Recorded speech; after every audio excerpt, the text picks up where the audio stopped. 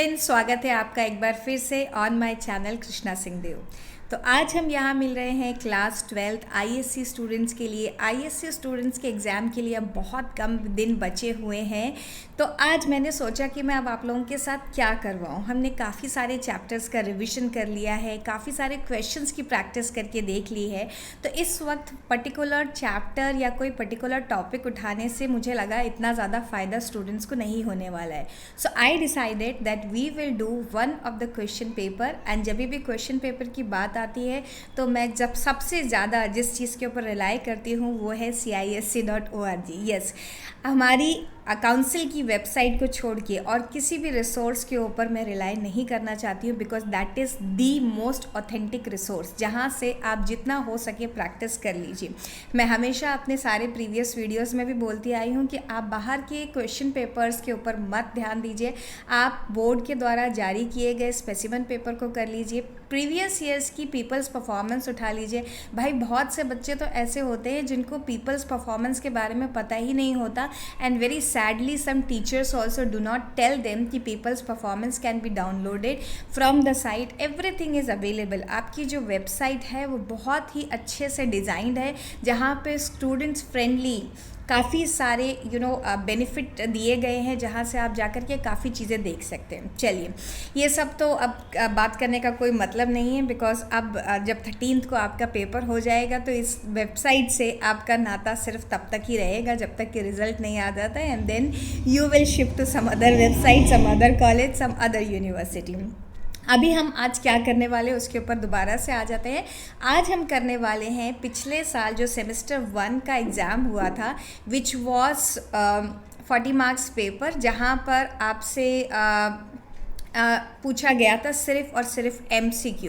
तो वो multiple choice question का हम आज करने वाले हैं स्पेसिमन पेपर का पूरा सोल्यूशन ओवर। ये स्पेसिमन पेपर 80 मार्क्स का था। 80 मार्क्स का जो सोल्यूशन है उसे आज हम पूरा का पूरा कंप्लीट कर लेंगे।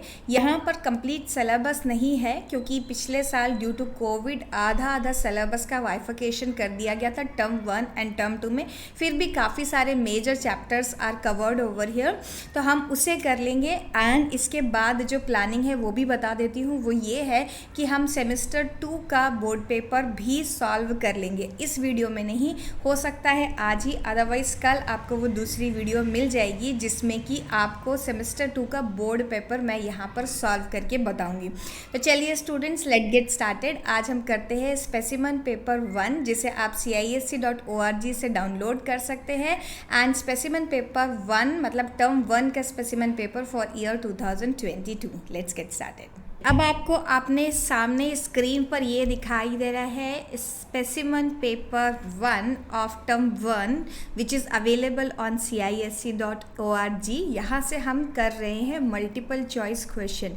ये क्वेश्चन पेपर जो था, ये क्वेश्चन पेपर था A, जिसको कि हम लोगों को करना है। कुछ क्वेश्चंस 2 मार्क के क्वेश्चन थे और कुछ क्वेश्चन 1 मार्क का क्वेश्चन थे। सारे तरीके के क्वेश्चंस देखेंगे and this is one very good resource जहाँ से आप अपने मल्टीपल चॉइस क्वेश्चंस को अच्छी तरीके से प्रैक्टिस कर सकते हैं स्टूडेंट्स। चलिए, तो क्वेश्चन नंबर 1 है, pick the odd one out from the following. Interest allowed on loan taken by the firm from a partner. Firm ने अगर पार्टनर से लोन लिया है तो उसके ऊपर जो इंटरेस्ट जाता है वो जाता है P&L अकाउंट के डेबिट साइड में। ठीक है, अभी हम ऑड वन आउट तो देखेंगे कि क्या है, लेकिन एक एक आइटम को उठा के हमें उसके बारे में सोचना होगा कि कहाँ जाता है, इसका अकाउंटिंग ट्रीटमेंट क्या होता है और उसका नेचर क्या है। तो इस तरीके से हम लोग क्या करते जा रहे हैं, डिस्कस करते जा रहे हैं। एक तरीके से कॉन्सेप्ट भी रिवाइज हो रहा है एंड हम लोग ऑड वन आउट भी फाइंड कर ले रहे हैं। Rent due to a partner of the firm using his premises for the business purpose, ये भी अगेन चार्ज अगेंस्ट प्रॉफिट है, तो प्रॉफिट एंड लॉस अकाउंट के डेबिट साइड में जाने वाला आइटम है। Salary due to the manager of firm, again profit and loss account के डेबिट साइड में जाने वाला आइटम है, because manager of the firm मतलब कि एम्प्लॉय ऑफ द फर्म, उसकी सैलरी को हम प्रॉफिट एंड लॉस अकाउंट में लिखते हैं डेबिट साइड में बीइंग एन एक्सपेंस। अब salary due to a partner of the firm, salary of partner is not a charge against profit. Salary of partner is always written in P&L appropriation account। तो यहाँ पर जो हमारा correct answer है वो है D1। D जो है है ये ऑड वन आउट है, बाकी सारे के सारे item A B and C belong करते हैं प्रॉफिट एंड लॉस अकाउंट को, and that to profit and loss account के डेबिट साइड में ये सारे आइटम्स जाते हैं। Whereas only item number D ऐसा है जो प्रॉफिट एंड लॉस अकाउंट में नहीं जाता है, profit and loss appropriation account में जाता है। चलिए अब देखते हैं क्वेश्चन नंबर 2। क्वेश्चन नंबर 2 में लिखा है if the operating cycle of the company can not be identified it is assume to be. हमारे पास दो ऑप्शन होते हैं, एक तो 12 मंथ का पीरियड होता है, this is from the final accounts of company chapter में भी आपको ये देखने के लिए मिलता है।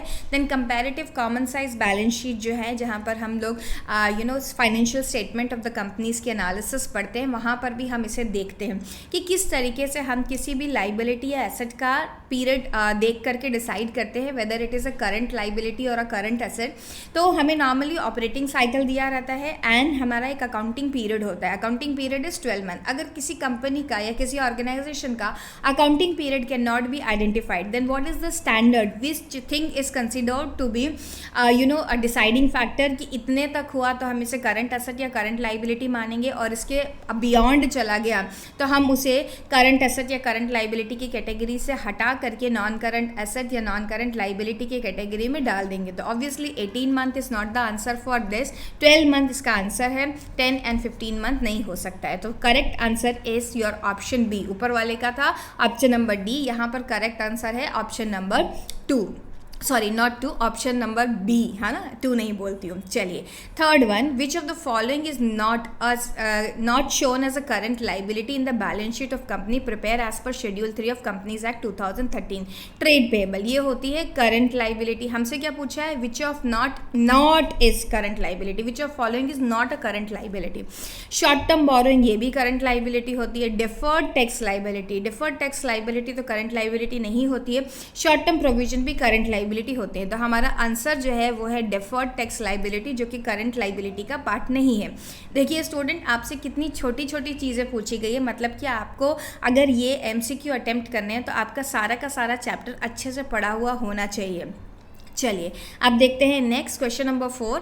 The interest on calls in arrears account is closed by. Interest on calls in arrears क्या होता है, पहले तो हम ये देखें कि interest on calls in arrears is an income for the company. इसे हम लोग क्या करते हैं, हम लोग प्रॉफिट एंड लॉस अकाउंट में ले जाते हैं। Interest on calls in arrears company का लिए एक इनकम है, मतलब कि अगर किसी शेयर होल्डर ने डिफ़ॉल्ट किया और उन्होंने पेमेंट नहीं किया तो हम लोग क्या करते हैं, उस पेमेंट को डिले करके देने के लिए हम उनसे कुछ चार्ज करते हैं। क्या चार्ज करते हैं, that is called interest on calls in arrears. Interest जब कंपनी कॉल्स इन अरियर्स के ऊपर चार्ज करती है तो एंट्री हो जाती है वहाँ पर, जैसे हम पहली एंट्री करेंगे sundry member account debit to interest on calls in arrears, ये एंट्री पास करी जाएगी। फिर हम एंट्री पास करेंगे bank account debit to sundry members. अब ये जो interest on calls in arrears था वो अकाउंट ओपन रह जाता है जिसे हमने क्रेडिट किया था। अब इस अकाउंट को हम ओपन जो किया था हमने उसे क्लोज कैसे करते हैं, interest on calls in arrears account debit to statement of profit and loss. तो यहाँ पर लिखा है crediting to statement of profit and loss, ये सही आंसर लग रहा है। Crediting to profit and loss appropriation account बिल्कुल नहीं। Debiting to profit and loss appropriation account नहीं, डेबिट नहीं किया जाता है ऐसे profit and loss appropriation account में, बिकॉज इसका जो नेचर है वो इनकम है। डेबिट तो उन चीज़ों को किया जाता है जो कि एक्सपेंसेस होते हैं। Then debiting to statement of profit and loss account गलत, ये दोनों तो ऊपर वाले, अच्छा अप्रोप्रिएशन था और ये था, तो ये सारे के सारे गलत है। यहाँ पर करेक्ट आंसर जो है वो है ऑप्शन ए। चलिए अब चलते हैं नेक्स्ट ऑप्शन की तरफ, एंड आपका जो नेक्स्ट ऑप्शन है, नेक्स्ट क्वेश्चन जो है वो है the formula of valuing goodwill under the capitalisation of super method is. तो अगर आप कैपिटलाइजेशन ऑफ सुपर मेथड याद करें तो कैपिटलाइजेशन ऑफ सुपर मेथड में हम क्या करते हैं, सबसे पहले तो नॉर्मली जैसे सुपर प्रॉफिट मेथड निकाला जाता है उस तरीके से हम कैलकुलेशन करते हैं। उसके बाद हम इसे डिवाइड करते हैं NRR से, divide by normal rate of return जिसे बोला जाता है। चलिए देख लेते हैं कौन सा ऑप्शन यहाँ पर हमें सही दिखाई दे रहा है। Super profit made by the firm multiplied by the normal rate of return, no multiply तो नहीं किया जाता है। Capital employed by the firm multiplied by the normal rate of return, this is also not the answer. Capitalise profit of the firm divided by normal rate of return, this is also not the answer. मैंने बोला था पहला step तो वही होता है जो कि हम नॉर्मली सुपर प्रॉफिट मेथड में फॉलो करते हैं, सुपर प्रॉफिट निकालते हैं।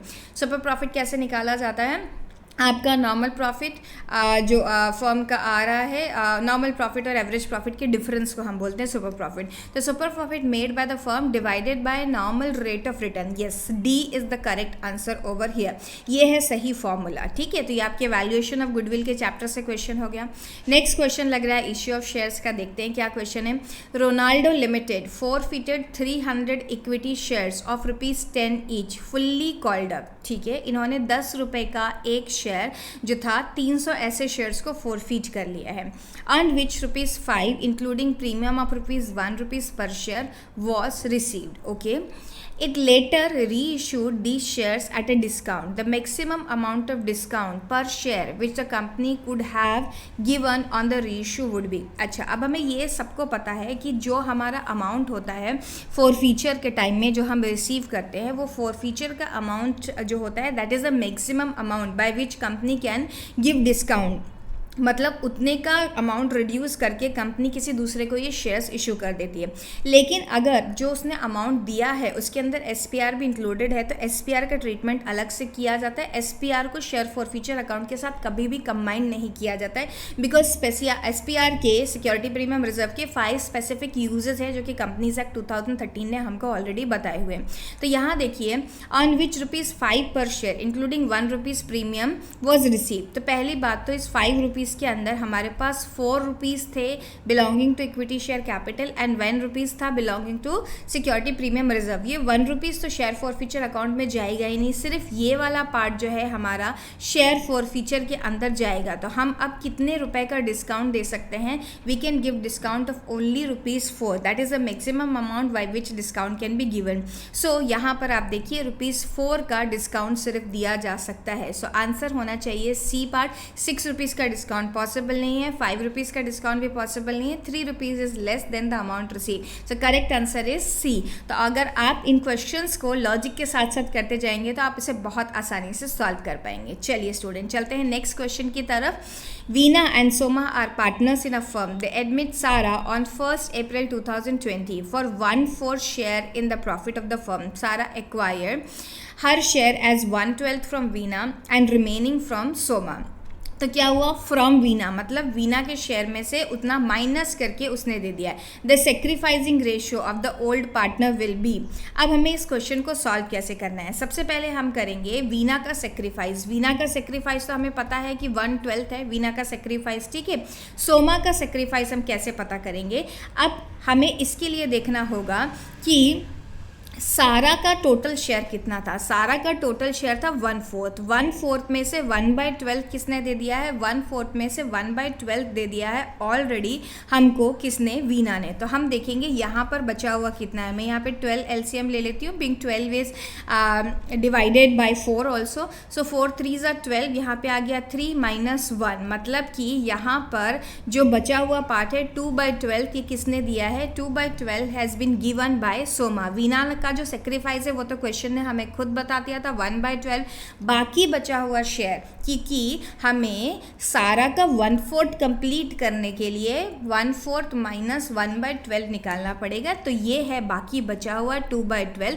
ये 2/12 जो है वो किसने दिया? अगर हम ये देखने की कोशिश करें तो 2/12 is being given by Soma. तो अगर सेक्रीफाइस की बात करते हैं तो सेक्रीफाइस रेशियो होने वाला है 1/12 इज टू 2/12, या जिसे हम बोल सकते हैं 1:2। और हमारा करेक्ट ऑप्शन है दिस ऑप्शन नंबर सी। यहाँ पर हमने 1:2 किया है। चलिए अब हमारा नेक्स्ट क्वेश्चन है क्वेश्चन नंबर 8। यहाँ पर पूछा जा रहा है Arif, Ravi and Ben are the partners in a firm sharing profits and losses in the ratio of 6:4:1। इन लोगों का ये ओल्ड प्रॉफिट शेयरिंग रेशियो है आरिफ, रवि एंड बेन का। Arif guaranteed a minimum profit of 16,000 to Ben. ये कैसी गारंटी है? गारंटी बाय द फर्म नहीं है, ये आरिफ ने पर्सनली गारंटी करा है बेन को 16,000 की। The profit trading profit for the year was 1,32,000। Arif share in the firms profit will B. तो हमें क्या करना है? सबसे पहले इस 1,32,000 को इन तीनों पार्टनर्स में बांट देना है। ओके, हम तीनों का देखेंगे नहीं, हम यहाँ पे सिर्फ आरिफ एंड बेन की बात करते हैं क्योंकि आरिफ ने गारंटी किया है बेन को, है ना। तो हम इस समय रवि को छोड़ देते हैं और आरिफ और बेन की ही बात करते हैं। 1,32,000 को मैं डिवाइड कर रही हूँ 11 से और मल्टीप्लाई कर रही हूँ 6 से, तो आरिफ को ओरिजिनली मिला है 72,000 रुपीज़, और बेन की बात करें तो बेन को मिला है 12,000 रुपये। लेकिन बेन को तो शॉर्टफॉल हो गया। बेन को कितना प्रॉमिस कर दिया था आरिफ ने प्रॉमिस किया था कि बेन तुम्हें 16,000 का प्रॉफिट मिलेगा। तो ये इन दोनों के जो बीच का डिफरेंस है उसे हम क्या बोलते हैं, डेफिशिएंसी। इतने की डेफिशिएंसी अराइज हो गई है। कितने की डेफिशिएंसी अराइज हो गई है, 4,000 की डेफिशिएंसी अराइज हो गई है। तो ऑब्वियसली आरिफ ने क्योंकि पर्सनल गारंटी करी है, तो आरिफ को अपने शेयर में से क्या करना पड़ेगा, 4,000 रुपीज़ माइनस करना पड़ेगा। तो आरिफ का अब जो शेयर है वो कितना हो जाएगा स्टूडेंट, 68,000 हो जाएगा। ओरिजिनली तो उसे 72 मिल रहा था, लेकिन क्योंकि उसे ये डेफिशिएंसी मीट करनी पड़ेगी which is arising to Ben, इसीलिए हमारा share of profit for Arif हो जाएगा 72,000 minus 4,000, and your correct answer is यहाँ पर ऑप्शन नंबर बी। ओके, तो option number B is your correct answer. देखिए, हैं तो मल्टीपल चॉइस क्वेश्चंस, लेकिन यहाँ पर आपको मेहनत करनी पड़ रही है, दिमाग लगाना पड़ रहा है, तो option B is your answer. चलिए, अब आगे वाला क्वेश्चन थोड़ा बड़ा सा दिख रहा है, लेकिन हम इसे डील कर लेंगे। चलिए, Simi, Manu and Bina are partners in a firm sharing profits and losses in the ratio of 2:1। ठीक है, ये इनका ऑयल प्रॉफिट शेयरिंग है। Their balances of fixed capital, ये बात ज़रा ध्यान से पढ़िए कि ये है fixed capital accounts on 1 April 2020 were Simi की 1 लाख की कैपिटल थी, मनु की 1 लाख की कैपिटल थी, एंड बीना की 80,000 रुपीज़ की कैपिटल थी। After the accounts for the year ended 31 March 2021 were prepared, it was discovered that interest on capital at the rate of 10% per annum had been credited to the partner's current account even though it was not provided in the partnership deed। यहाँ तो गलती हो गई। क्या हुआ है, partnership deed ने बोला था कि कोई इंटरेस्ट ऑन कैपिटल नहीं मिलना चाहिए, लेकिन interest on capital is being provided to the partners. अब हम इसे कैसे सॉल्व करेंगे, सबसे पहले इस केस में क्या किया जाता है, रिवर्सल ऑफ प्रॉफिट किया जाता है। लेकिन अब आप यहाँ देखें तो यहाँ पे कोई रिवर्सल ऑफ प्रॉफिट करने के लिए प्रॉफिट हमें दिया ही नहीं गया। इन सच केसेस हम क्या करते हैं, हम इंटरेस्ट का अमाउंट फाइंड आउट करते हैं, उसी इंटरेस्ट के अमाउंट को हम पार्टनर्स के कैपिटल अकाउंट्स में से क्या कर लेते हैं, डेबिट कर लेते हैं, बिकॉज इसको इन्हें क्रेडिट कर दिया गया होगा। अब हम उसको उल्टा करेंगे, उसको हम डेबिट कर देंगे, और जो टोटल अमाउंट आया एज अ प्रॉफिट उसी को हम लोग क्या कर देंगे, पार्टनर्स को फिर से क्रेडिट कर देंगे। मतलब एक हाथ से हमने जो इंटरेस्ट ऑन कैपिटल पार्टनर्स को दिया था उसे वापस ले लेंगे। अब इंटरेस्ट ऑन कैपिटल वापस ले लिया तो फर्म का प्रॉफिट बढ़ गया, डिविजिबल प्रॉफिट। अब उसे हम लोग दोबारा से डिस्ट्रीब्यूट कर लेंगे। तो पहले इनका इंटरेस्ट ऑन कैपिटल निकाल लेते हैं, बहुत सिंपल है। इंटरेस्ट ऑन कैपिटल जिसे हम शॉर्ट फॉर्म में बोलते हैं IOC, हर एक पार्टनर्स में से ये डेबिट हो जाएगा। तो ये रहा मेरा सिमी, ये रही मेरी मानू, और ये रहा बीना। ओके, इनके यहाँ से मैं माइनस का साइन लगा रही हूँ। ठीक है, माइनस का साइन मतलब डेबिट कर रही हूँ। मेरे पास इनके पास से वापस लेने के लिए है 10,000 रुपीज़, इनके पास से वापस लेने के लिए है 10,000 रुपीज़, और इनके पास से वापस लेने के लिए है मेरे पास 8,000 रुपीज़। इन सब से मैंने वापस ले लिया, और ये मेरा फर्म का अकाउंट है, इसमें जाकर के मैंने प्लस कर दिया। तो 10 + 10 28,000 रुपीज़ मैंने फर्म को ऐड कर दिया। अब मैं इसे माइनस कर लूँगी फर्म से, तो फर्म तो हो गई नलीफाई, और इनको 2:1 के रेशियो में ये प्रॉफिट में डिस्ट्रीब्यूट कर दूँगी। तो 28,000 डिवाइड बाई 5 मल्टीप्लाइड बाई 2 किया मैंने, सो 11,200 क्या हो गया, यहाँ पर सैम को दे दिया गया, यहाँ पर भी 11,200 दे दिया गया मनु को, और यहाँ पर दे दिया गया 5,600 ये बीना को। ओके, तो अब देखते हैं यहाँ पर हमारा फाइनल इफेक्ट क्या आया। फाइनल इफेक्ट ये आया कि हमें डेबिट करना है बीना को 2,400 से, वेरेस क्रेडिट करना है इन दोनों को 1,200 एंड 1,200 रुपीज़ से। चलिए, the error in Simi's capital account, अच्छा सिर्फ सिमी के अकाउंट से पूछा गया था। Errors in Simi's capital account oblique current account will be rectified by, कैसे हम इसे रेक्टिफाई करेंगे, तो debiting her capital account with 1,200, no 1,200 तो सही है। देखिए कितना चालाक है क्वेश्चन, क्वेश्चन हर जगह 1200 दिया है, लेकिन डेबिट नहीं करना। प्लस का मतलब है क्रेडिट यहाँ पर और माइनस का मतलब है डेबिट, तो इसे हमें क्रेडिट करना है विथ 1200 रुपीज़ से, बिकॉज उसे हमें अभी 1200 रुपये और देने हैं। So option B is the correct option over here, जहाँ पे लिखा है crediting her current account with 1200 rupees. Current account और कैपिटल अकाउंट पे भी ध्यान देना होगा इसे इस क्वेश्चन में हमें, क्योंकि देखिए जब भी फिक्स कैपिटल अकाउंट फॉलो किया जाता है तब हम लोगों को ये देखना होता है कि फिक्स कैपिटल अकाउंट में सिर्फ withdrawal of capital and introduction of capital जाता है। ये जो होता है ना interest on capital, salary, revaluation का प्रॉफिट या फिर प्रॉफिट एंड लॉस अप्रोप्रिएशन से निकला हुआ प्रॉफिट, ये सब का सब करंट अकाउंट में जाता है। तो ये answer, correct answer is option B. चलिए 9 क्वेश्चंस हम लोगों ने कंप्लीट कर लिए हैं। अब जाते हैं आगे वाले क्वेश्चंस की तरफ। थोड़ा समय लगा रहा है लेकिन बहुत अच्छे क्वेश्चन है, और जैसे कि मैंने बोला कि इससे अच्छा कोई भी रिसोर्स नहीं है। सबसे अच्छा रिसोर्स जो है आपको अगर आपके क्वेश्चंस की प्रैक्टिस करनी है तो वो है CISC.org पे दिया हुआ मटीरियल। चलिए, so Runa and Riya were the partners in a sharing profits and losses in the ratio of 3:1. On 1st April 2020, Uday is admitted as a new partner on 3/8 share in the profits on the various terms. One of them being contribution of rupees 42,000 as capital. ठीक है, introduction of capital हो गया 42,000 का. The new profit sharing ratio amongst all the partner is 3:2:3. तो अगर हमसे कभी sacrifice के बारे में कुछ पूछा जाएगा तो हम ओल्ड माइनस न्यू करके निकालेंगे sacrificing ratio. The capitals of Runa and Riya after taking into account all the terms of admission were 61,625 and 25,375. All the terms of admission मतलब कि इस समय अगर कोई पुराने रिजर्व्स रहे होंगे तो वो डिस्ट्रीब्यूट कर दिए गए होंगे, premium for goodwill brought by incoming partner दे दिया गया होगा and all that. Okay, after taking into account all the terms of admission लिखा हुआ है. It is decided that the capital account of Runa and Riya be adjusted in the ratio of their respective share in the profits after admission. Any surplus to be adjusted through the current account while any deficiency through the cash account. बहुत अच्छा question, capital adjustment का question है यहाँ पर. तो अब हमें क्या करना है, हमें एक काम करना है, हम लोगों को सबसे पहले एडजस्टेड कैपिटल्स निकाल लेनी है कि इन लोगों की एडजस्टेड कैपिटल्स का हम लोग कैलकुलेशन कैसे करेंगे. एडजस्टेड कैपिटल का जो कैलकुलेशन होता है बहुत ही सिंपल होता है. हम लोगों को यहाँ पर बेस लेना होता है इनकमिंग पार्टनर की कैपिटल को. इनकमिंग पार्टनर की कैपिटल है 42,000 रुपीज़. ठीक है, तो सबसे पहला काम मैं यहीं पर करके बता दे रही हूँ स्टूडेंट्स, बिकॉज दूसरे पेज पर ले जाने में हो सकता है थोड़ा समय जाए और हमें यहाँ पर समय सबसे ज़्यादा बचाना है. तो ये जो इनकमिंग पार्टनर थी, इनकमिंग पार्टनर का नाम था उदय. तो इनकमिंग पार्टनर का जो शेयर ऑफ प्रॉफिट है इट इज़ 8/3. इसके जो शेयर को है हम लोग क्या कर देंगे, रेसिप्रोकल कर देंगे. सो उसका शेयर है 3/8, हम उसे 8/3 कर देंगे तो पूरा फर्म का कैपिटल एम्प्लॉयड निकल आएगा.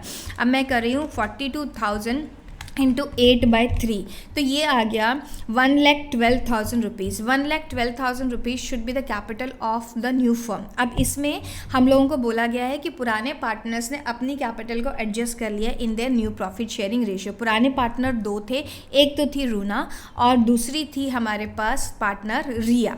तो रूना एंड रिया ने अपना प्रॉफिट शेयरिंग रेशियो कुछ इस तरीके से शेयर कर लिया होगा.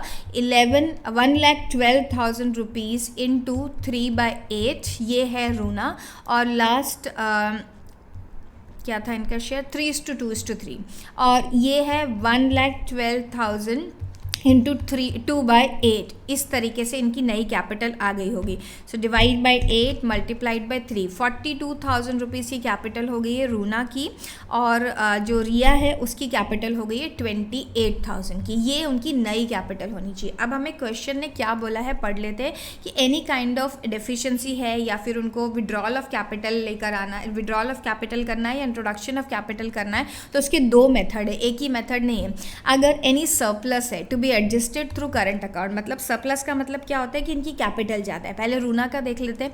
रूना की कैपिटल की बात करें तो रूना की कैपिटल थी 61,625, वेयर उसकी कैपिटल होनी चाहिए थी ओनली 42,000 रुपीज़. तो रूना की कैपिटल तो ऑब्वियसली ज़्यादा है जिसे करंट अकाउंट की थ्रू हमें एडजस्ट करना है. ओके, सो अगर मैं डिफरेंस देखूँ तो 42,000 माइनस 61,625 ये है आंसर। तो 16,625 आ रहा है। 16,625 should be taken out and current account के थ्रू जाएगा। तो पहले मैं एक काम करूँ, इन दोनों को तो कंप्लीटली रूल आउट कर दूंगी, मैं पढ़ूंगी भी नहीं, क्योंकि वहाँ पे 2625 लिखा हुआ है which is not at all related to our answer. जहाँ पर 19,625 लिखा हुआ है, only those question I need to read, only those option I need to read. तो सबसे पहले लिखा है रियाज डेबिट कैपिटल बैलेंस, नहीं डेबिट कैपिटल बैलेंस नहीं है। रूना, रुया की तो बात ही नहीं हो रही यहाँ पर बात हो रही है रूना की। रूना का जो है वो एक्सेस अमाउंट था। ओके, तो Runa's credit capital balance is 19,625। Yes, उसका क्रेडिट कैपिटल बैलेंस है 19,625। This is the answer. अच्छा, एक काम और रह गया था। रिया की कैपिटल थी 28,000 रुपीज़ और उसका पहले की कैपिटल थी 25,375 रुपीज़। तो yes, 2625 was there, but 2625 had to be done through cash. Okay, cash के थ्रू इसका एडजस्टमेंट करना था। And Riyaz debit capital balance नहीं है, डेबिट कैपिटल बैलेंस नहीं था। रुनास क्रेडिट कैपिटल बैलेंस भी नहीं था। तो अभी भी वही वाली बात सही है कि हमें ये 2625 वाला नहीं देखना है, बिकॉज उसमें दोनों ऑप्शन गलत दिए थे। हाँ, मैंने ये जो किया था कि मैं डायरेक्टली 19,625 पे चली गई थी, नहीं वो नहीं, हमें पहले दोनों का करके देखना था।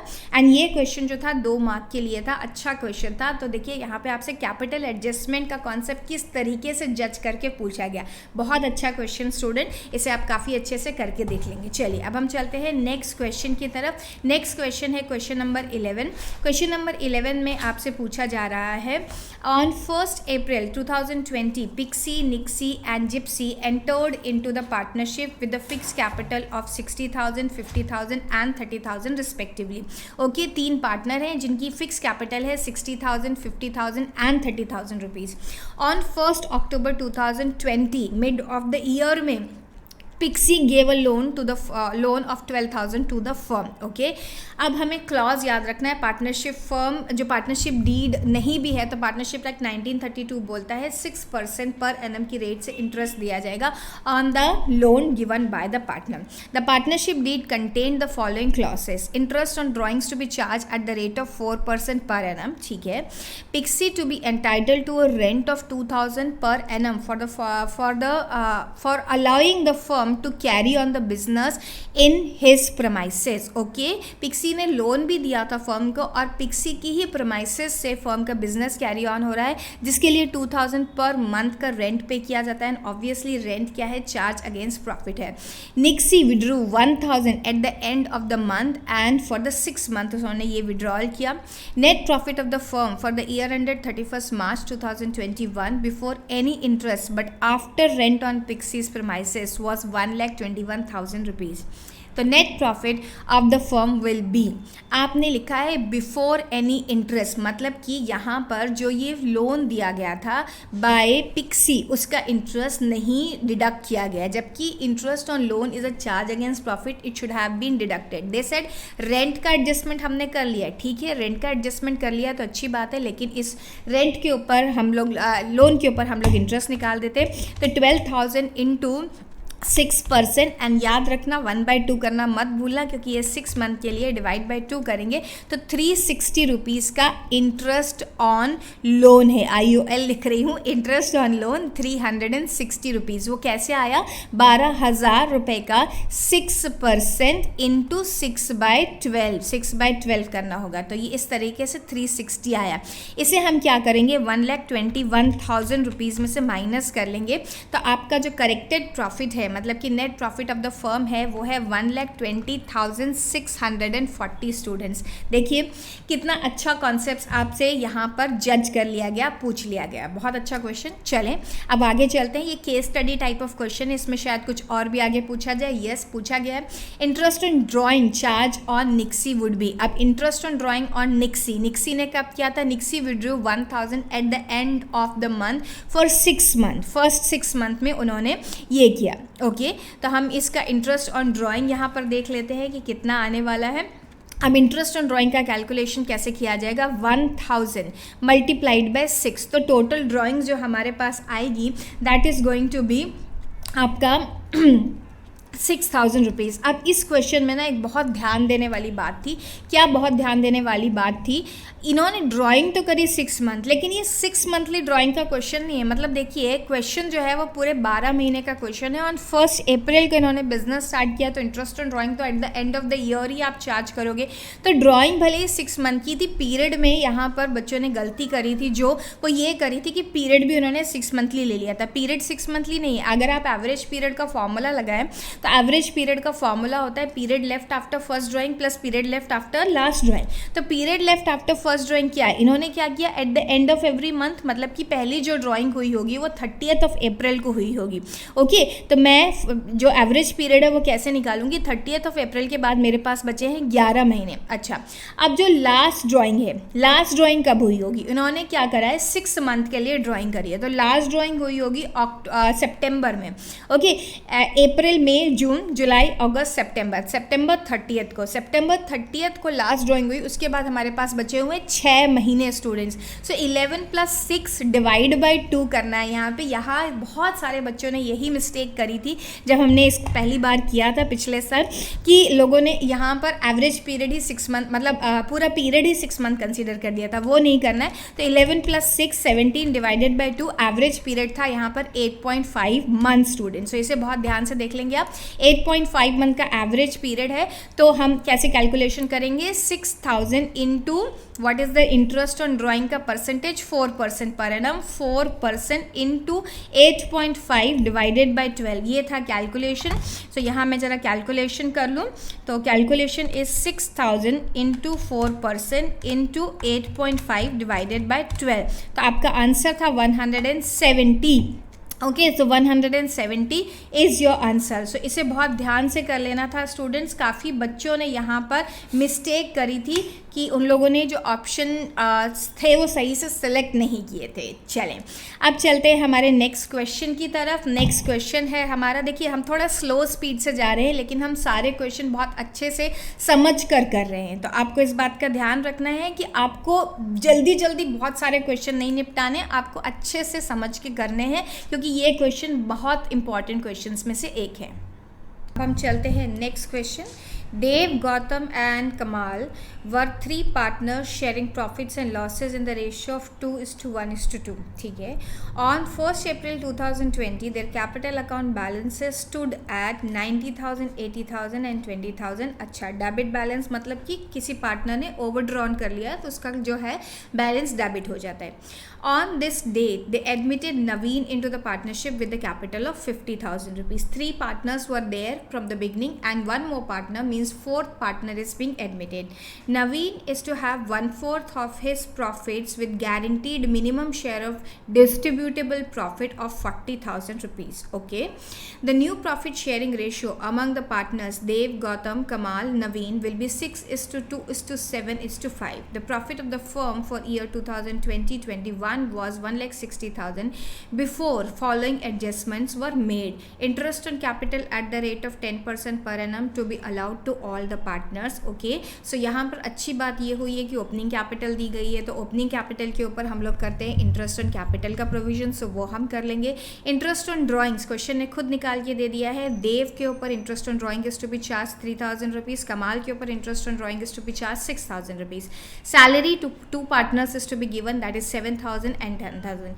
The sacrificing ratio of Dev, Gautam and Kamal will be. अच्छा, सबसे अब ये क्वेश्चन भी अगेन केस स्टडी टाइप का क्वेश्चन है। मैंने बोला था कि क्वेश्चन में 70-80 क्वेश्चन है, in the beginning question paper में 70-80 क्वेश्चन नहीं है, मैंने शायद गलती से बोल दिया था, क्योंकि मुझे इकोनॉमिक्स एंड बाकी के उसका याद था। उतने क्वेश्चन नहीं, कम क्वेश्चन से, लेकिन हाँ कुछ क्वेश्चन यहाँ पे 2-2 मार्क के क्वेश्चन थे, स्पेशली अकाउंट्स में, क्योंकि हर एक क्वेश्चन 1 मार्क के लिए जस्टिफाई नहीं हो पाता, तो ये case study type of question आए थे। तो सबसे पहले तो इन लोगों ने हमसे पूछ लिया what is sacrificing ratio. Sacrificing ratio निकालना तो बहुत ही आसान काम है। सेक्रीफाइसिंग रेशियो के लिए हम क्या करते हैं, old profit sharing ratio minus new profit sharing ratio निकाल देते। तो who is the old partners? The old partners are Gautam, Kamal and नहीं सॉरी, गौतम से भी पहले है Dev, Gautam and Kamal, these are the old partners. इनका old profit sharing ratio minus new profit sharing ratio कर देंगे तो हमारे पास आ जाएगा इनका सेक्रीफाइसिंग रेशियो। तो ओल्ड प्रॉफिट शेयरिंग रेशियो था 2/5, 1/5 एंड 2/5। ये है इन लोगों का profit sharing ratio which is old profit sharing ratio. नया प्रॉफिट शेयरिंग रेशियो बड़ा अजीब सा है, 6 + 2 8। इसे जरा मैं 6 + 2 + 8 + 7, 6 + 2 + 7 + 5 20। Okay, so this is 6/20। तो यहाँ से मैं 20 का एलसीएम ले लेती हूँ। 20 का एलसीएम लिया तो 5 4 = 20 एंड 4 2 = 8 -6, तो ये हो गया 2/20। फिर यहाँ पे ले लिया, इनका है रेशो 2/20, तो इसे अगेन हमने 20 ले लिया, 4 and 2, तो ये भी हो गया 2/20। और लास्ट वाला जो है student, I hope you are able to see, मेरे पीछे छुप नहीं जा रहा है, ये लास्ट वाला है। लास्ट वाला क्या है, 6:2 7:5। ओके, तो 7/20, तो इसे हमने ले लिया 20 और ये हो गया 4 2 = 8 -7, सो 1/20। तो इस तरीके से जो रेशियो निकल के आया वो क्या आ रहा है, 2:2:1 का रेशियो निकल के आ रहा है। ऑप्शन नंबर 2 जो है हमारा सही ऑप्शन लग रहा है। यहाँ पे 2:2:1 का जो रेशियो है वो लग रहा है। सो ऑप्शन नंबर 2, यहाँ पे -2 लिखा हुआ था। -2 का मतलब तो होता है गेन किसी भी पार्टनर की नहीं हुई है। Option number 2 is the correct option of question number 1 of this. Okay, so 2:2:1 is the sacrificing ratio. अब चलते हैं next. The total interest on capital allowed by the firm to the partners will be. चलिए देख लेते हैं पहले original interest on capital कितना आ रहा है, क्योंकि हो सकता है कभी प्रॉफिट कम पड़ जाए तो फिर उसके लिए इंटरेस्ट रेशियो में इसे अलाउ करना पड़ता है। तो इंटरेस्ट ऑन कैपिटल, पहली बात तो ये याद रखना कि जिस भी पार्टनर का डेबिट बैलेंस है that partner will never be allowed any interest on capital. Interest on capital will be allowed only to those partners who have credit balances.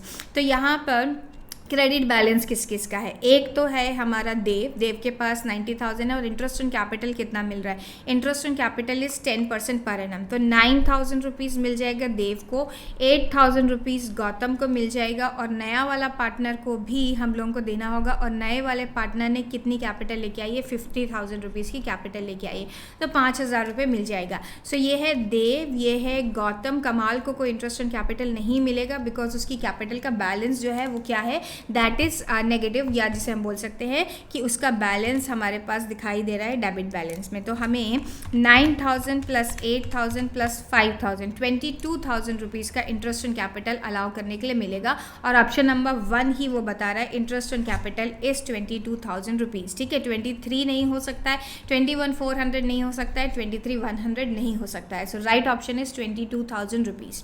चलिए, deficiency Naveen's profit will be. Deficiency Naveen profit मतलब यहाँ पर हमें एक तरीके से पूरा P&L अप्रोप्रिएशन जैसा बनाना है। तो P&L अप्रोप्रिएशन हम लोग इस तरीके से बना लेते हैं। हमारे पास जो प्रॉफिट फॉर द ईयर था, प्रॉफिट फॉर द ईयर है before following adjustment were made, 1,60,000 का प्रॉफिट फॉर द ईयर था। ठीक है, मैं यहाँ ऐसे लिख लेती हूँ, ये मेरा एक रफ में वर्किंग नोट है।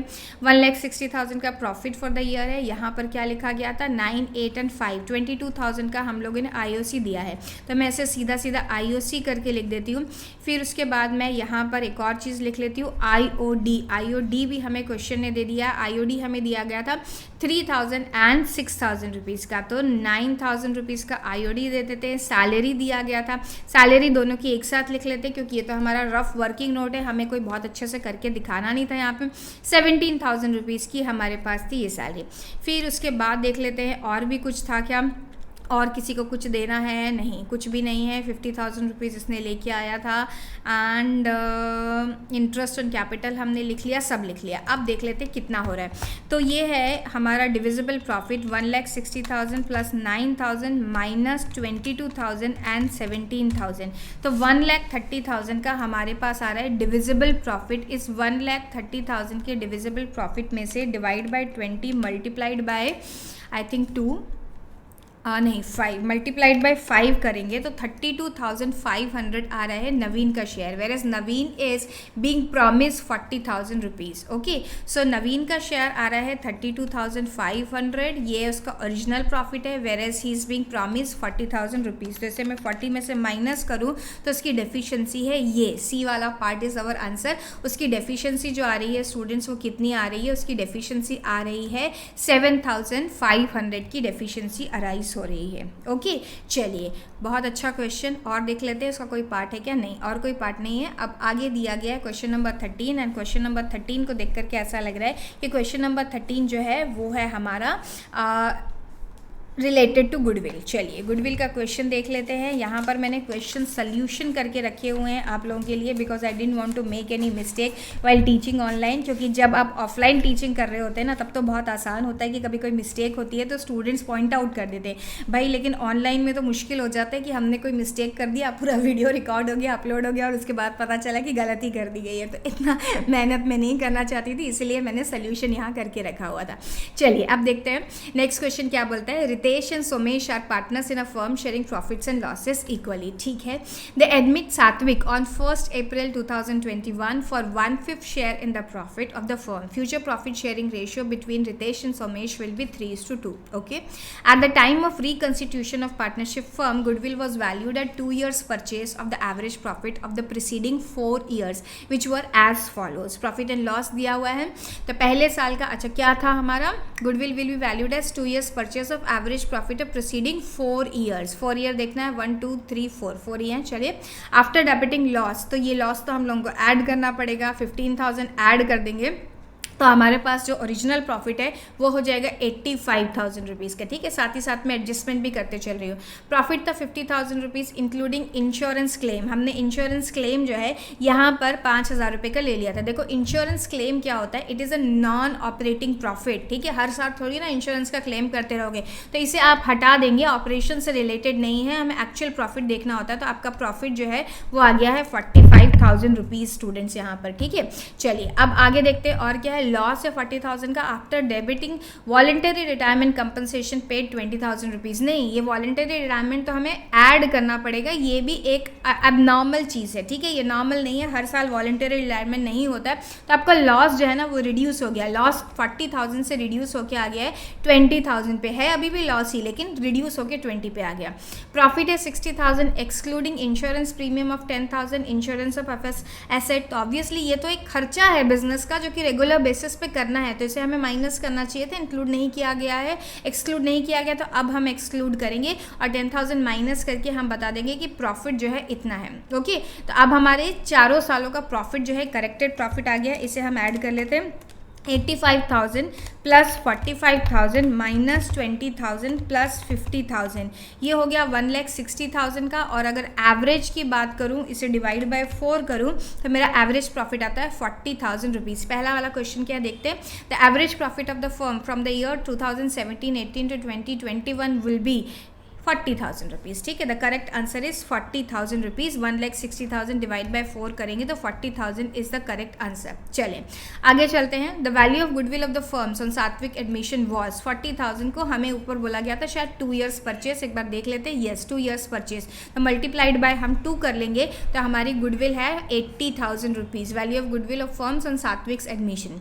फिर पूछा गया है Satvik is unable to bring cash and his share of goodwill for in Satvik is unable to bring in cash for share of goodwill. The account will be debited to record the goodwill compensation will be, obviously Satvik's current account will be debited. Premium for goodwill account तब credit debit होता है जबकि premium for goodwill cash में लेके आ जाता है। Entry होती है cash account debit to premium for goodwill, या फिर कोई एसेट लेके आ जाए तो फिर भी हम प्रीमियम फॉर गुडविल को हम लोग क्या कर लेते हैं, डेबिट कर लेते हैं। यहाँ पर आप premium for goodwill account open नहीं कर सकते, इसीलिए पार्ट सी का जो आंसर है वो है आपका सेकेंड वाला part, Satvik's current account will be opened over here. चलें अब आगे चलते हैं और देखते हैं नेक्स्ट क्वेश्चन क्या दिया है। नेक्स्ट क्वेश्चन है आपके पास क्वेश्चन नंबर 14th.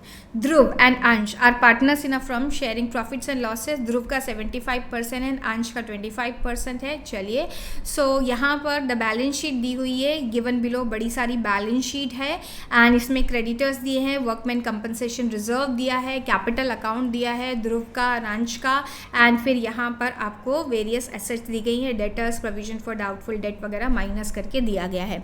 ओके, अब हमसे क्या पूछा गया है देखते हैं. ऑन 1 अप्रैल, अच्छा पूछा तो बाद में गया है, पहले क्वेश्चन करना है, पहले क्या पूछा चलो ये देख लेते हैं, थोड़ा सा चेंज लेके आते हैं. At the time of Kavi's admission the workman compensation reserve of. अच्छा, वर्कमैन कंपनसेशन के बारे में पूछा है तो थोड़ा सा मोनोटोनी को ब्रेक करने के लिए हम पहले वर्कमैन कंपनसेशन से रिलेटेड चीज़ें पढ़ लेते हैं. हमारे पास वर्कमैन कंपनसेशन रिजर्व था 5000 का. हमें ये देखना होगा कि क्या वर्कमैन कंपनसेशन रिजर्व के अगेंस्ट कोई WCC है, क्या कोई क्लेम है.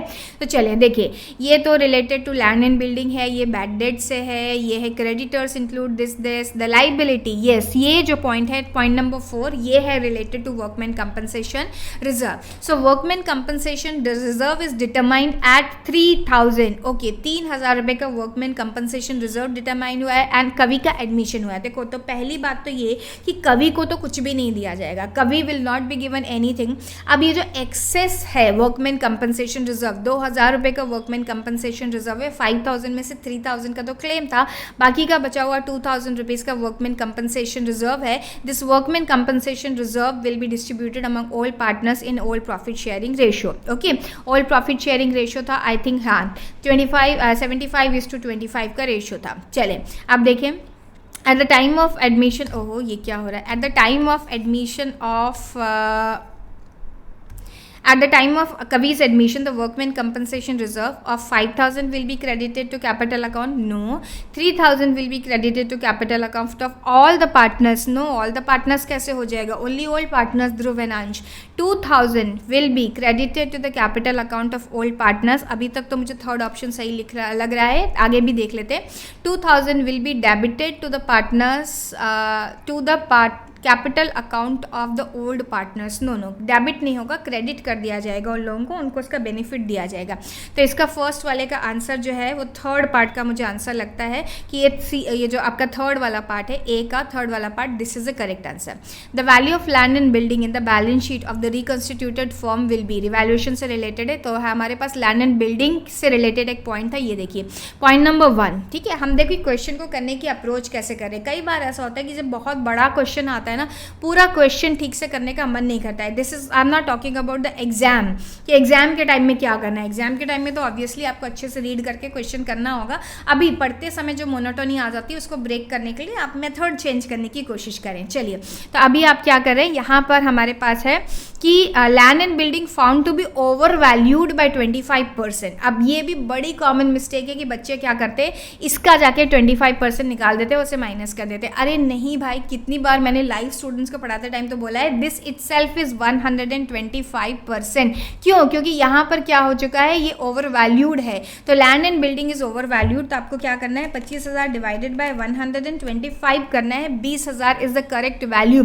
5,000 रुपीज रिवैल्यूएशन अकाउंट के डेबिट साइड में जाकर के आप लिखेंगे. Okay, so 5,000 is overvalued. Land and building in the balance sheet of the reconstituted firm will appear to be 20,000 rupees. ये 5 भी नहीं है, 31 to 50 भी नहीं है, ये सब नहीं है. कैसे आया ये?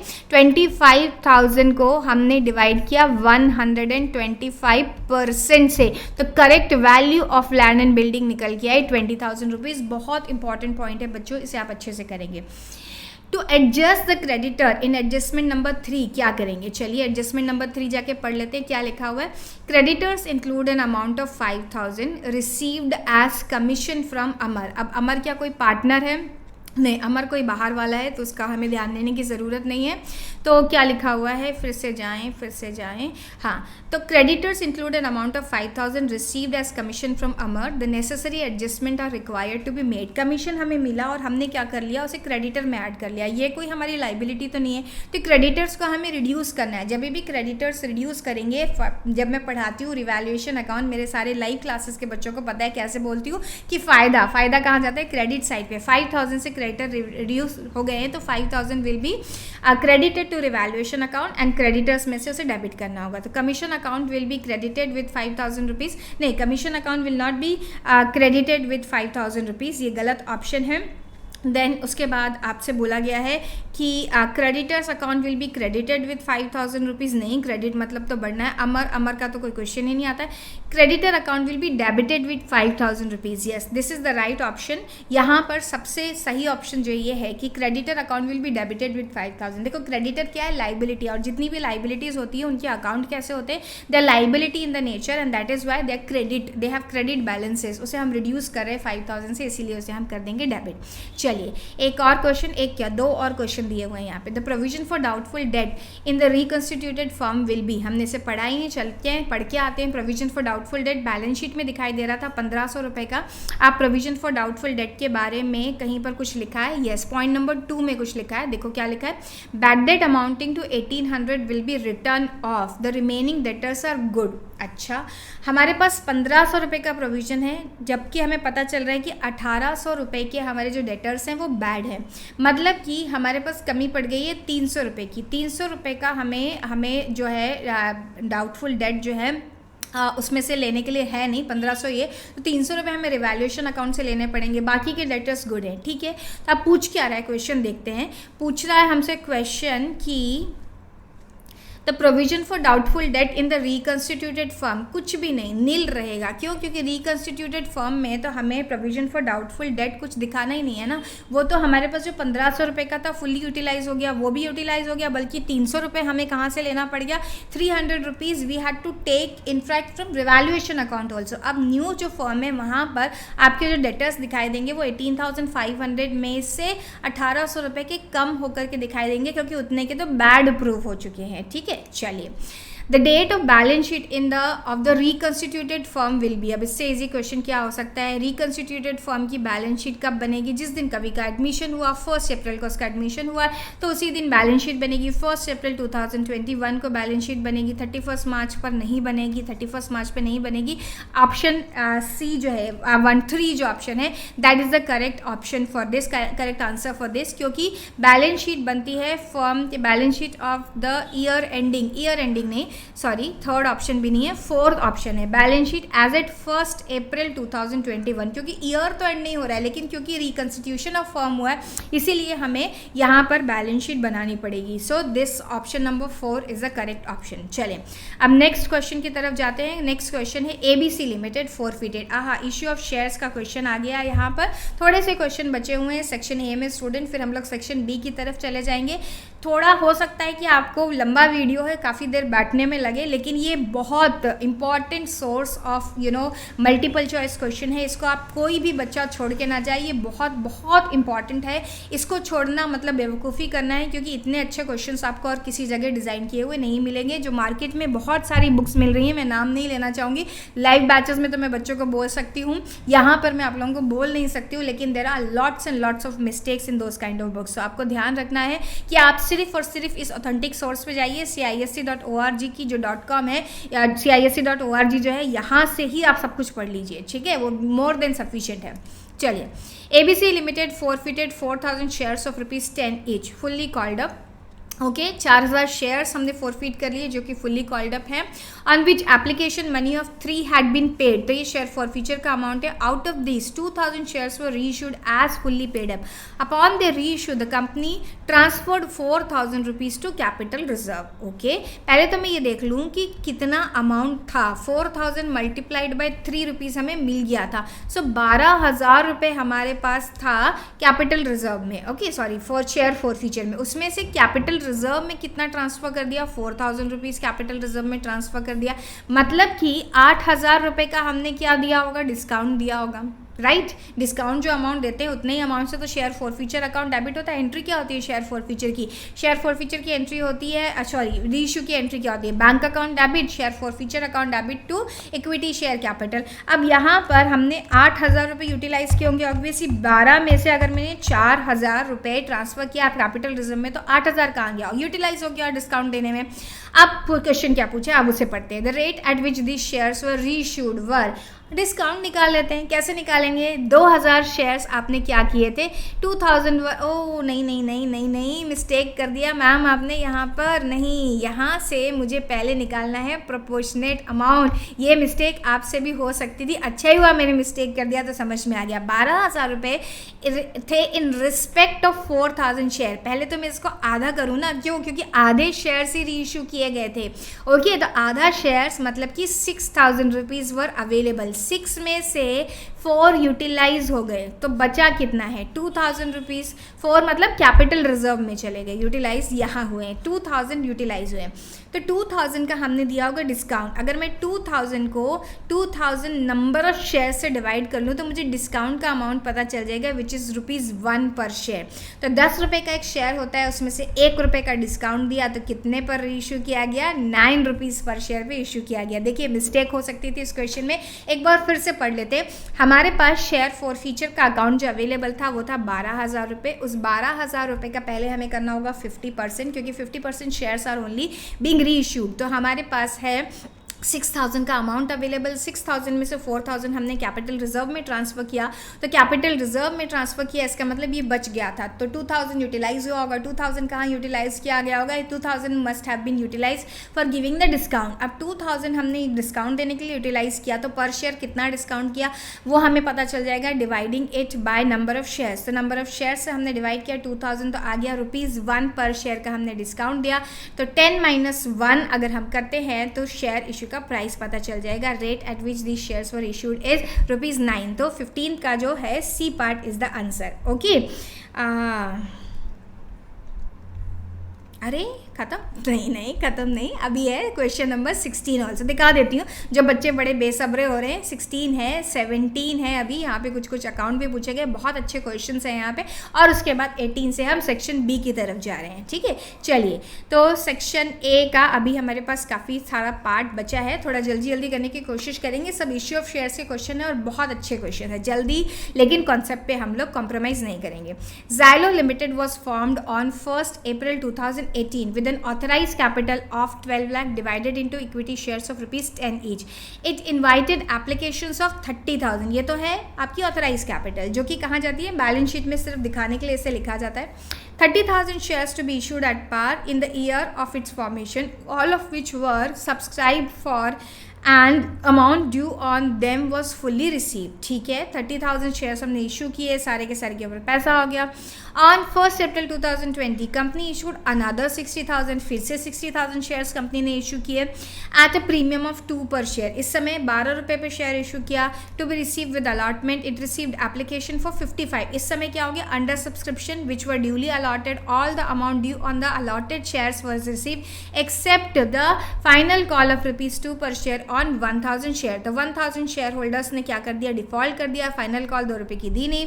The company forfeited the shares and later issued 800 share. 800 shares 1000 में से इन्होंने री इशू कर दिया। Forfeited shares at ₹7 per share. Okay, as fully called up, 3 रुपये के डिस्काउंट पे इसको कंपनी ने इशू कर दिया।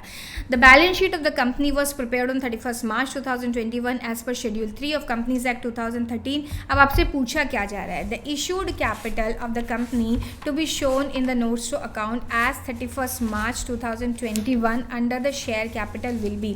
अब इशूड कैपिटल वो कैपिटल होती है बच्चों जो कंपनी ने शेयर कैपिटल इशू कर दी है। शेयर कैपिटल कंपनी ने 2 बार इशू करी है। कैसे 2 बार इशू की? एक बार 30,000 इशू करी, एक बार 60,000 इशू करी। अब कंफ्यूजन यहाँ पर बच्चों को ये होता है कि बच्चे ना 30 + 60 नहीं करते हैं, वो करते हैं 30 + 55 कि अरे 55 की एप्लीकेशन आई थी। बेटा वो तो सब्सक्राइब्ड शेयर कैपिटल है। हम बोल रहे हैं कंपनी ने इशू कितना किया, तो कंपनी ने इशू तो 90,000 शेयर्स किए हैं। तो याद से यहाँ पर आपको अपना ऑप्शन नंबर 2 पे टिक करके आना है। Option number 2 is a correct option. यहाँ पर कुछ बच्चों को ऐसा लगता है कि 55,000 एंड 80,000 शेयर्स को हम लोगों को ऐड करना है and option number 3 is your correct option. No, option number 3 is not your correct option. वो आपकी सब्सक्राइब्ड कैपिटल है, आपकी इशूड कैपिटल तो 9 लाख रुपीज़ है। और ये 9 लाख रुपीज़ कैसे आए? 90,000 शेयर्स थे जिसको हमने मल्टीप्लाई किया ₹10 पर शेयर से। चलिए नेक्स्ट क्वेश्चन की तरफ जाते हैं। The subscribe share of the company at the end of the year 2020-21 will be. अब देखो सब्सक्राइब्ड में क्या हुआ, 30,000 एक तो शेयर्स थे आपके पास, आपने 30,000 शेयर्स इशू किए, सब लोगों को इशू कर दिए, सबने पेमेंट कर दिया, कोई डिफॉल्ट नहीं हुआ। फिर उसके बाद आपके पास 55,000 शेयर्स आपने इशू किए। ओके, तो मैं यहाँ पर अगर टोटल लगा लूँ तो 85 होता है, लेकिन 85 में से कंपनी ने क्या किया, कंपनी ने 1000 शेयर्स को फोरफीट कर लिया। क्यों? क्योंकि उन लोगों ने पैसे नहीं दिए थे। अब बचे हैं 84,000 शेयर्स। ओके, 84,000 शेयर्स में से कंपनी ने फिर से री इशू कर दिए, क्या, कंपनी ने फिर से री इशू कर दिए 800 शेयर। तो 800 को फिर से मैं यहाँ ऐड कर लूँ, 200 शेयर्स के लिए अभी भी शेयर फॉरफीचर अकाउंट खुला हुआ रखा है। तो 84,800 शेयर्स जो हैं वो कंपनी के बैलेंस शीट में दिखाई देंगे subscribed share. Okay, so I hope you are understanding this flow कि आपने कितने शेयर्स इशू किए थे। Initially 30,000, then you have issued 55,000 shares. Actually invite तो किया तो 60 को, लेकिन एप्लीकेशन आई 55 के लिए।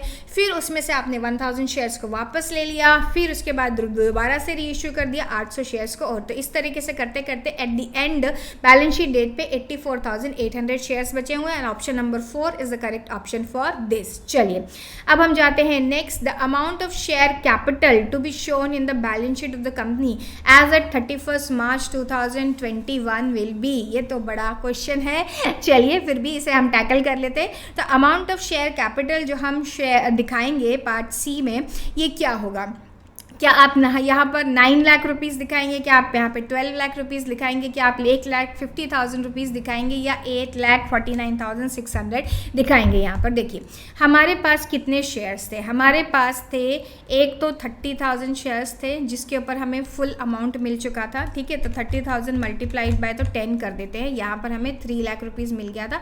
यहाँ पर कोई भी गड़बड़ी नहीं हुई थी। ओके, इसी तरह से अगर मैं बात करूँ 55,000 में से मैंने 1000 माइनस किया था, लेकिन फिर से 800 प्लस कर दिया था, तो ये है 54,800 share.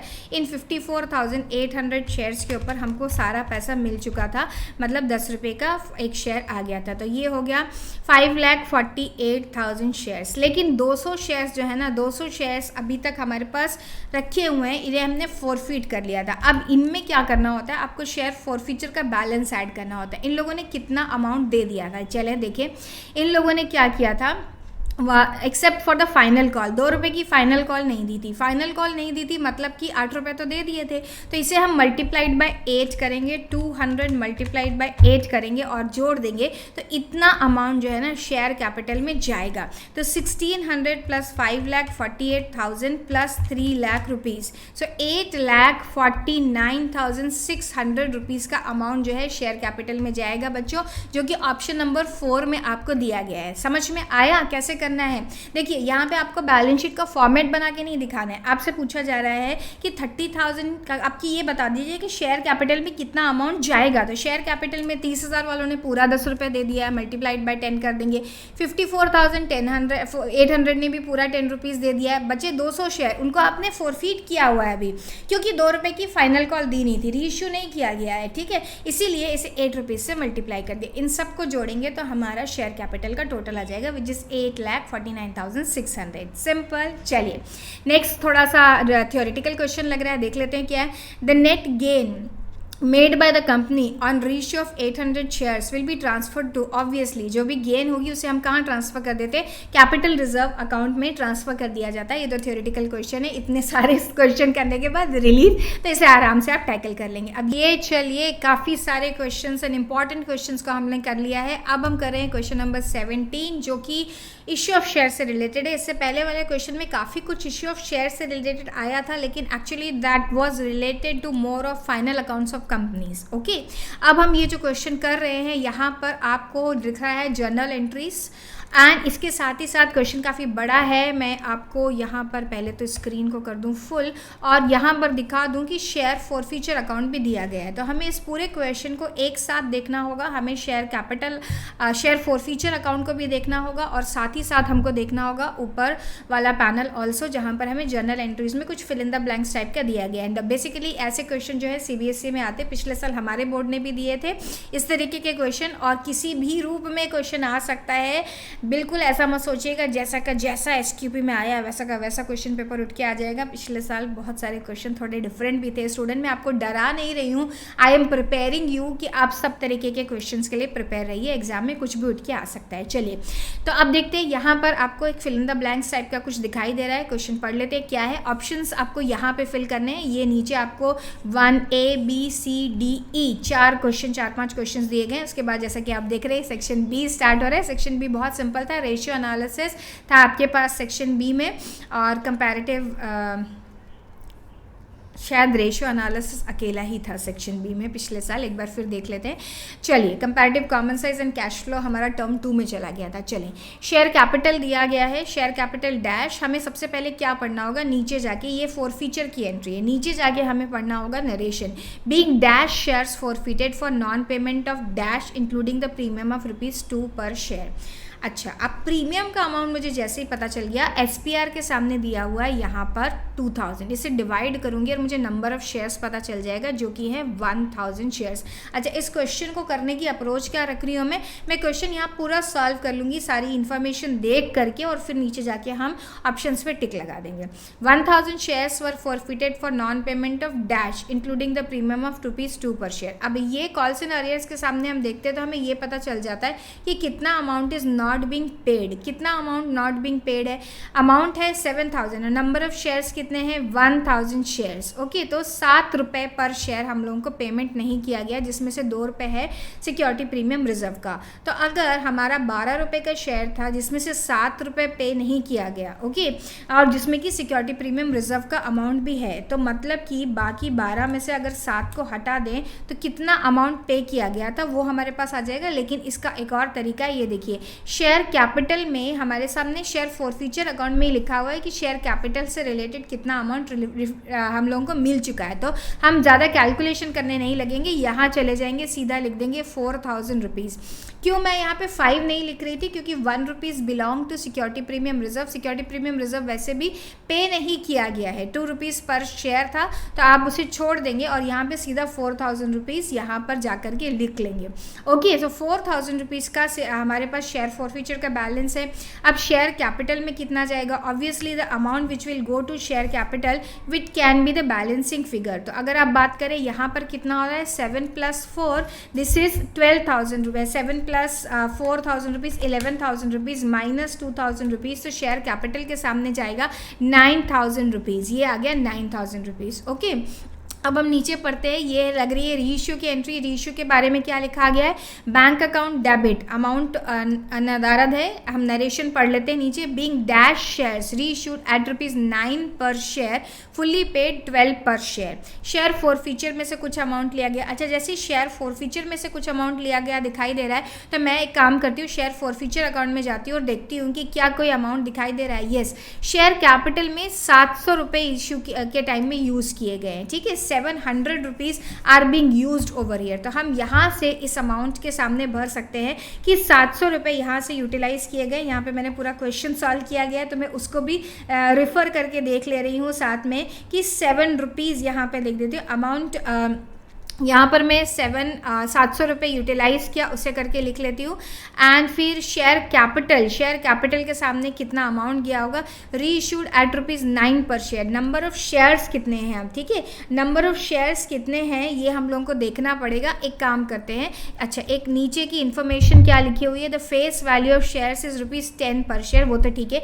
The share capital account was debited with 9,000 rupees. मैं बोल रही थी पहले ऊपर की इन्फॉर्मेशन पूरी कर लेती हूँ, लेकिन थोड़ा सा प्लान चेंज करके मैं यहाँ आ गई, क्योंकि और देखती हूँ पूछा क्या है, उस हिसाब से कर लेंगे।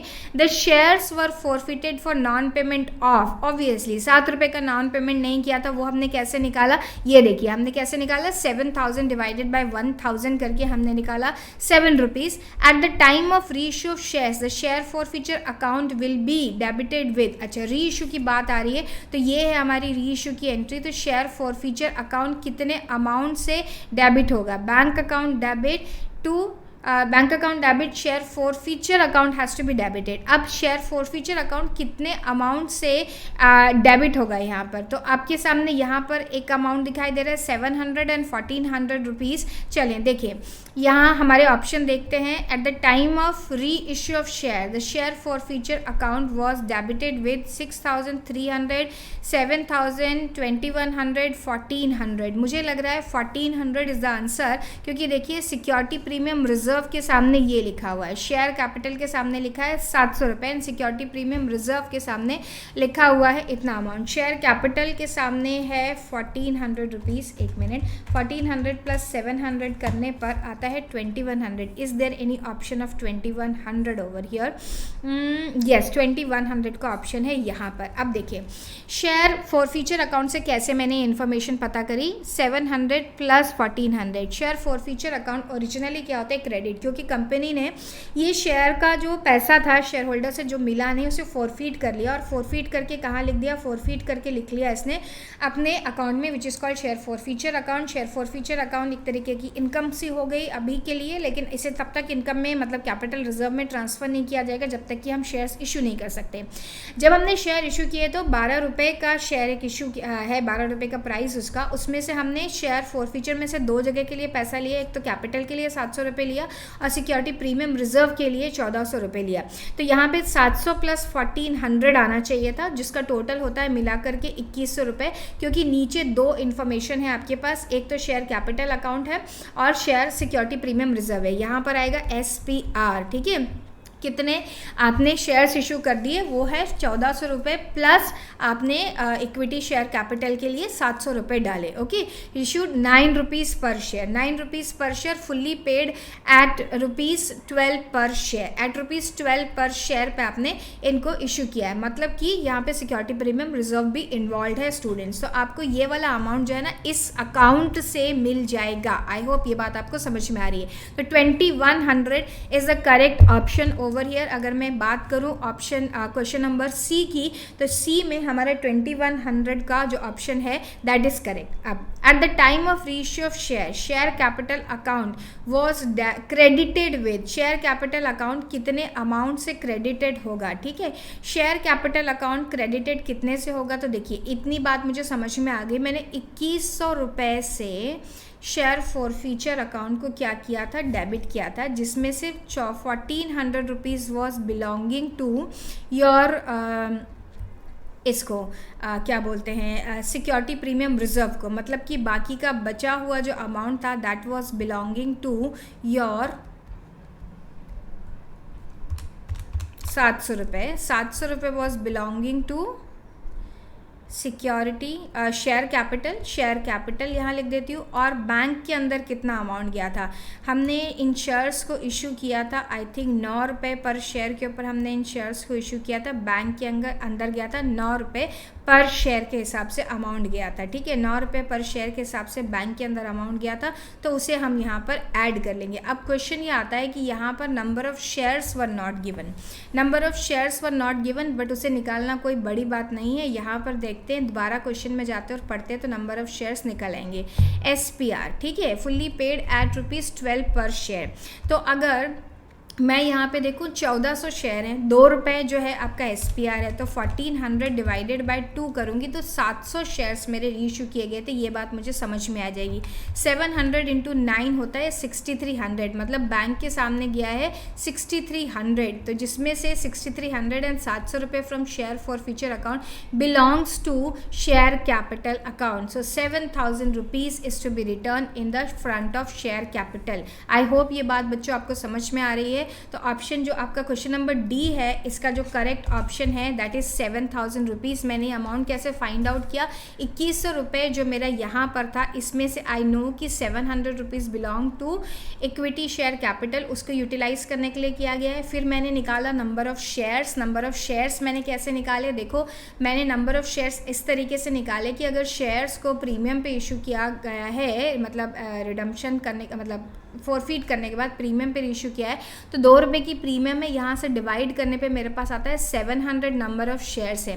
और बैंक के सामने का अमाउंट मैंने कैसे निकाला, 700 मल्टीप्लाइड बाय 9, तो ऑब्वियसली बैंक में वही अमाउंट मिला है जो कि शेयर कैपिटल को बिलोंग करता है, तो वो मैंने 6300 इसमें ऐड कर दिया। इस तरीके से मेरे पास आ गया 7000 का अमाउंट।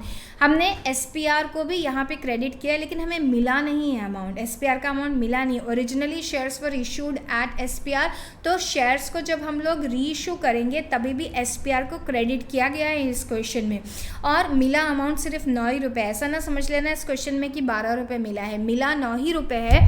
तो इसीलिए हमने जो सिक्योरिटी प्रीमियम शेयर फॉरफीचर का अमाउंट है उसे 2 जगह वाइफोकेट करके यूज़ किया है। एक 700 रुपये यूज़ किया है उस लॉस को कवर अप करने के लिए जो हमें इक्विटी शेयर कैपिटल में कम मिला है, और दूसरा 1400 रुपये जो सिक्योरिटी प्रीमियम रिजर्व के रिस्पेक्ट में कम मिला है उसे यूज़ करने के लिए किया गया है। Eight the time of reissue of share the account credited with 1400 rupees was, 1400 रुपये का कौन सा अकाउंट क्रेडिट हुआ है, तो ये तो बहुत आसान है। यहाँ पर अभी हमने देखा वाइफोकेट करके कि जो हमारे पास कैपिटल रिजर्व में जाएगा वो वाला अमाउंट होगा। देखिए हमारे पास शेयर फॉरफीचर में ओरिजिनली कितना अमाउंट था, 4000 रुपीज़ का अमाउंट था, ठीक है।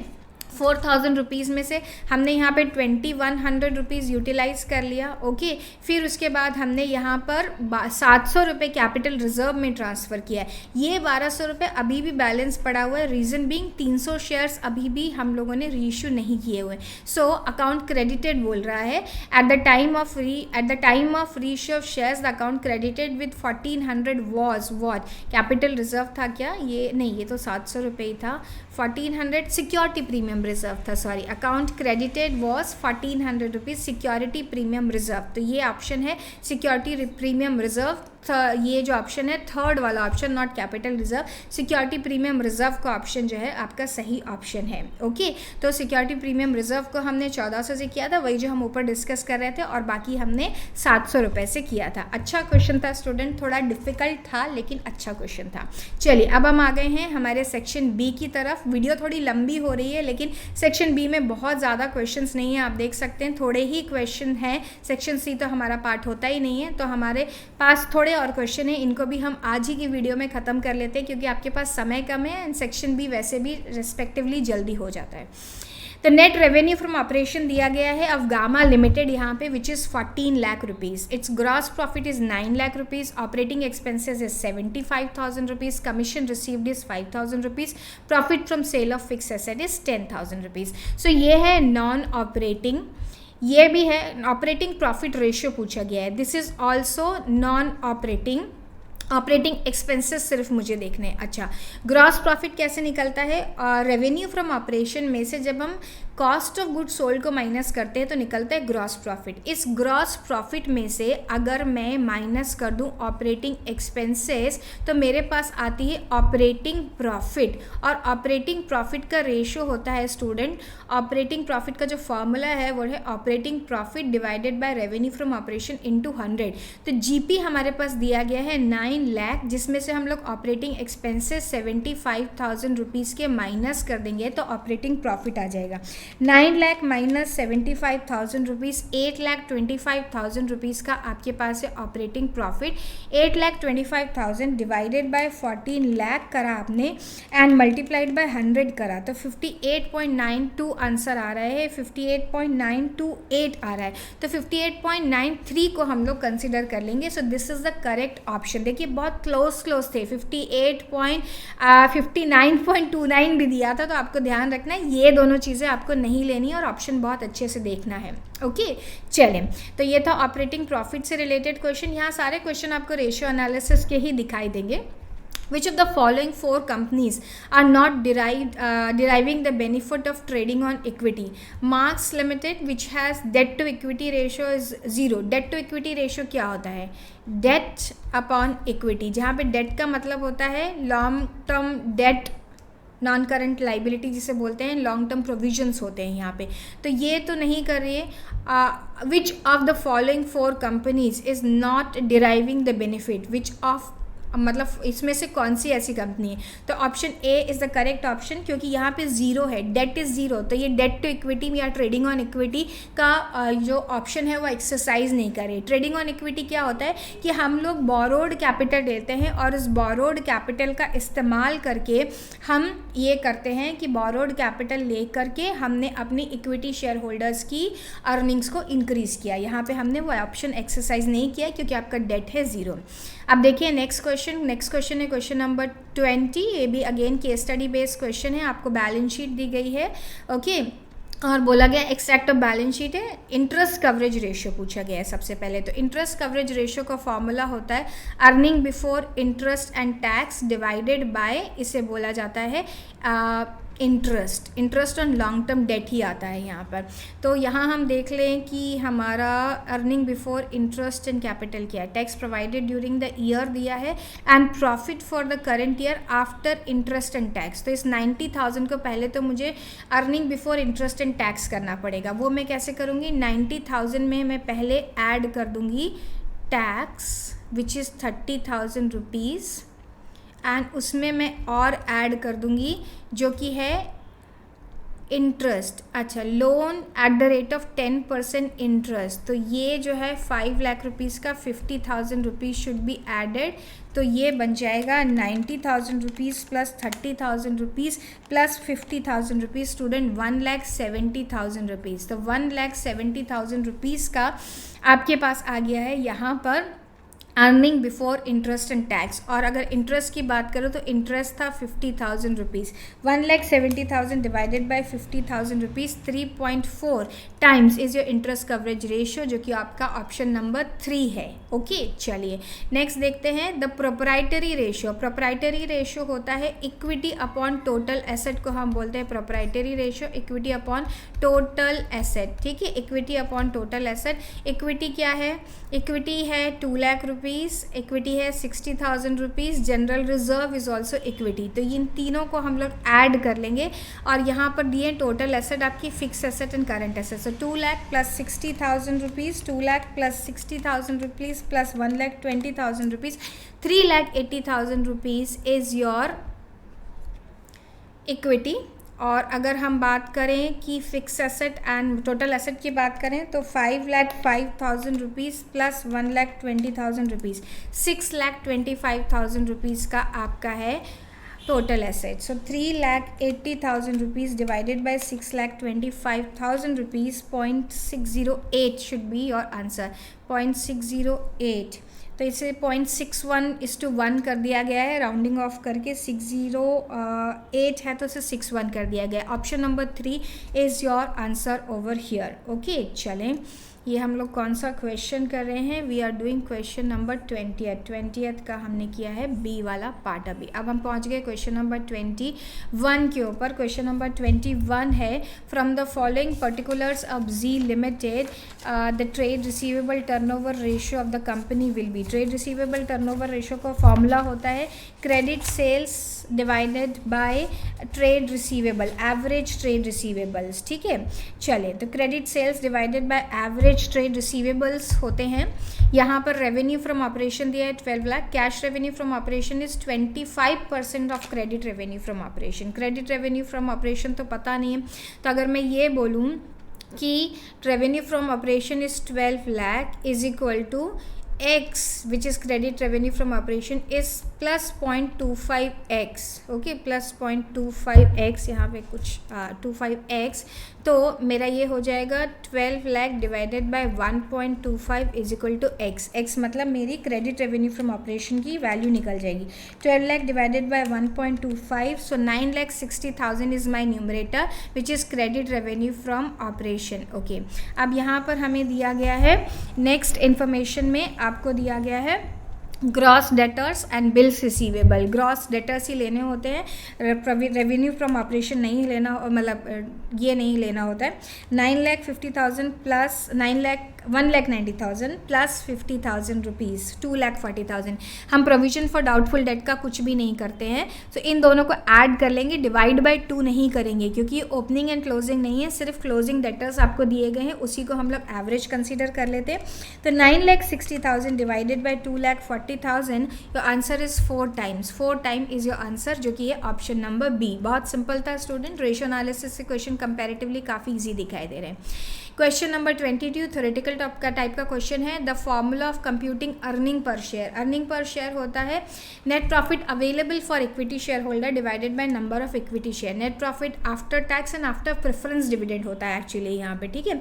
So net profit after tax and after preference dividend की बात करें तो net profit after tax and preference dividend divided by number of share. Net profit after tax and preference dividend divided by number of equity shares. Yes, this is the correct option, because यहाँ पे सिर्फ number of shares बोल दिया गया. Number of shares में तो preference shares भी include हो सकते हैं. So C is the correct option students, जहाँ पे लिखा हुआ है नंबर ऑफ इक्विटी शेयर्स. अब चलते हैं क्वेश्चन नंबर 23 की तरफ, जो बोल रहा है the current ratio of company is 1.8:1.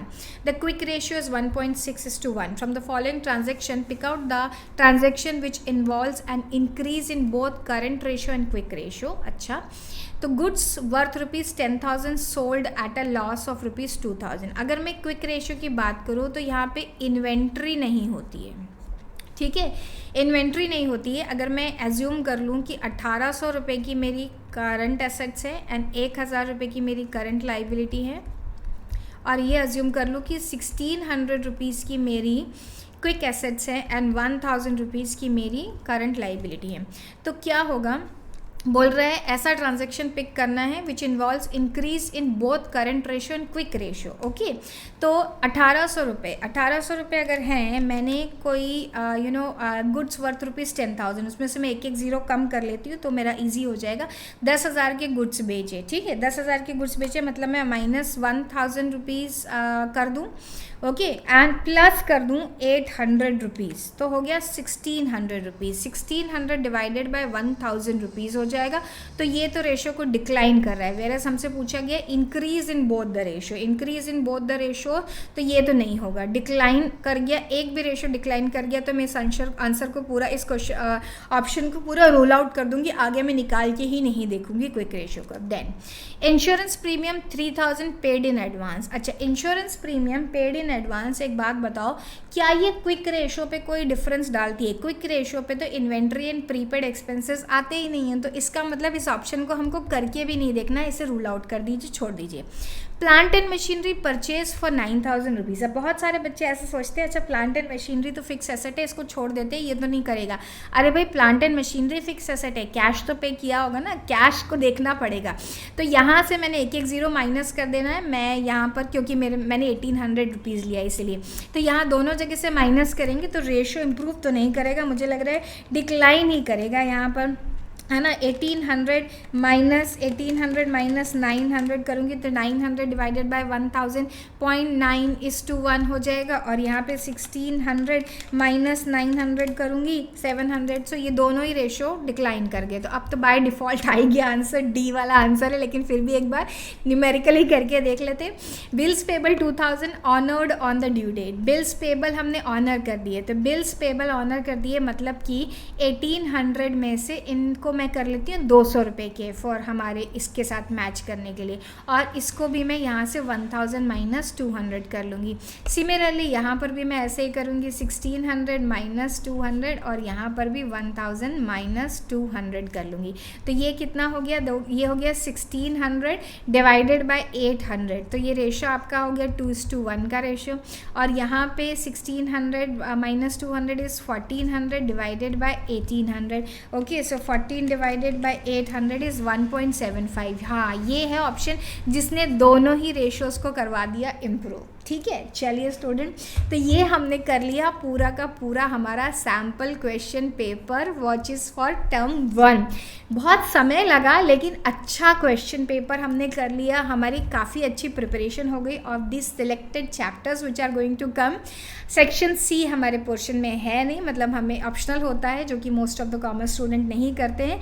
अब इसके बाद का जो टारगेट है ये होना चाहिए कि आपको इन सारे क्वेश्चंस को एक बार फिर से जल्दी गो थ्रू कर लेना है. कहीं कोई डाउट आया था तो I hope you are writing along with me. And that's all. थोड़ा एग्जॉस्टिव हो गया लेकिन अच्छा रहा, काफ़ी सारे अच्छे अच्छे क्वेश्चन हमने देख लिए। चलिए तो फिर मिलते हैं, तब तक के लिए अपनी पढ़ाई को अच्छे से जारी रखिए। एंड चैनल को सब्सक्राइब नहीं किया है बहुत सारे लोगों ने, चैनल को सब्सक्राइब कर दो, वीडियो को लाइक एंड शेयर कर दो। मिलेंगे फिर से, तब तक के लिए bye, have a great day.